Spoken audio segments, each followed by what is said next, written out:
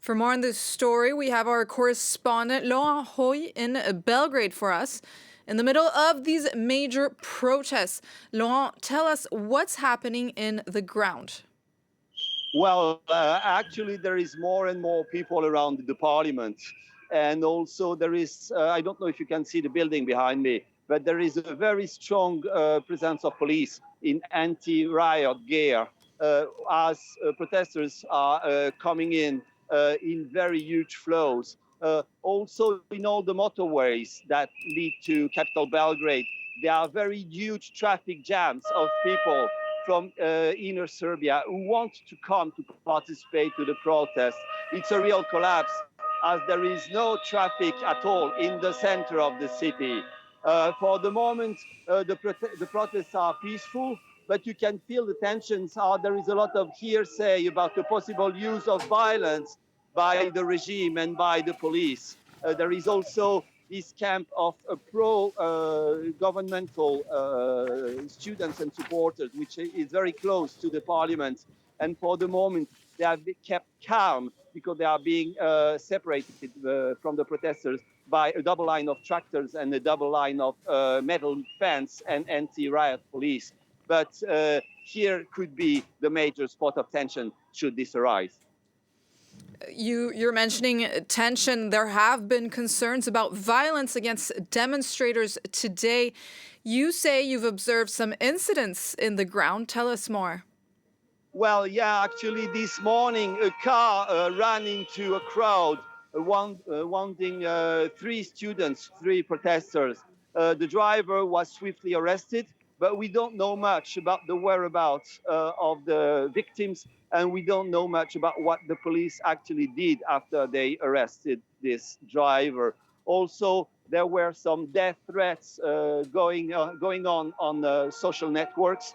And yesterday, the police found and seized some clubs, some metal bars, and other possible weapons. And all this information circulate very much and increase the tension.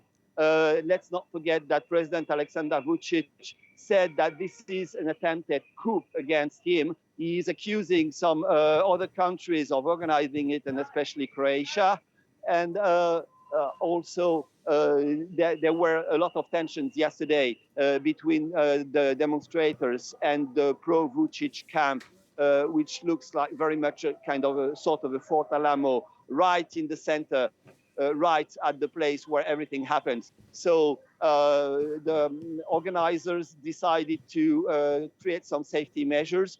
Bikers who go along with the protesters said that they would make a kind of a bike line in order to separate the pro-Vučić from the anti-corruption protesters. But for the moment, no big incident, except the smaller ones that I told you, which are already serious enough. And Laurent, what do the anti-government, anti-corruption protesters want? It seems very clear that they're demanding for a regime change. Well, actually, it all started after this deadly collapse in Novi Sad. 15 persons died in the collapse of a part of the roof of the railway station in this city. And the students have 4 very clear demands.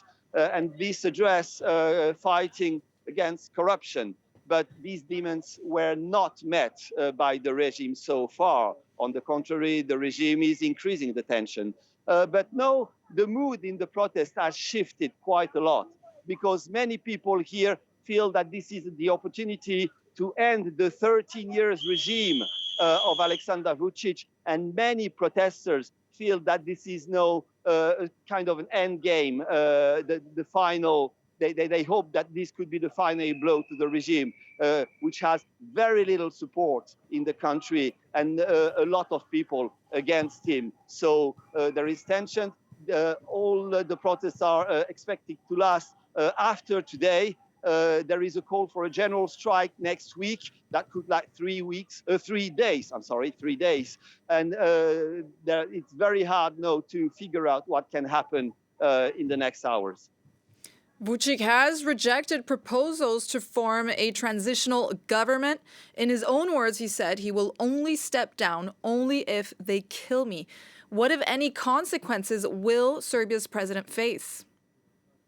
Well, actually, no, because for the time being, President Aleksandar Vučić controls absolutely everything in the country. The police is under control, the judiciary is under control, all the administration is under control. This system has been built for 13 years now, although there were in the past years some very big protests against the regime. They never achieved any significant change. But today, this is a very bigger movement, which gives hopes to many, many people here in Serbia, and which also obviously triggered fear within the regime for President Vučić and his cronies. And this is why he's threatening with the use of police, is brandishing the threat of a coup and or violence in the center to create some paranoia within the population. And one must say, since the pro-state media are controlled by the president, a part of the population is generally afraid that actual violence could happen. That was Laurent Rouy for us in the ground in Belgrade. Thank you.